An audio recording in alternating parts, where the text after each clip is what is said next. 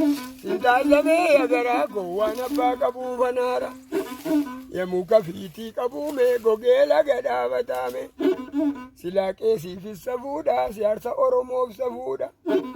Yanama niitii qabuume sobee nama jaallatamii galee nama raanfatame.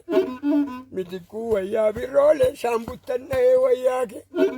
Hirqinfuun attamsittoolee rakkadheen dha'ee maqaa kee. Abbaan bantii dura maaraa karaa kan baate yabiiftu. Lammaatti luka daaraa kan miilla oolteen gachiiftu.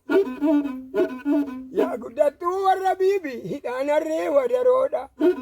Na ammadhuu ganna dhiisi biyyan barree madaqoodha. Jaarsin beela'ee ajaartii yoo qursii gaffidde maali? Narra dheeratee marmaarsii yoo qurxii natti himte maali? Hagadaa muka sadiime walakkaa quncifatuume.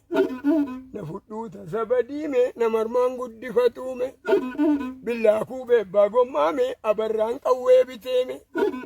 Silaa fuudheen sittobsaamii farankaara qeeffite. Addis Ababaa bahiime kibbii warra nugusaame. Alamoo mana wayyaame anamoo orma wayyaame michiin nama rukutaame. Yoo jaldeessi walloleeme kootaan gidduu daaddisaame.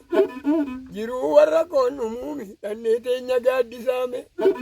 Qamalee ganna sabbuume bineensi waatii qabeeme. Sagalee gaqqabadhuuyi qilleensi baaltii bareeyi.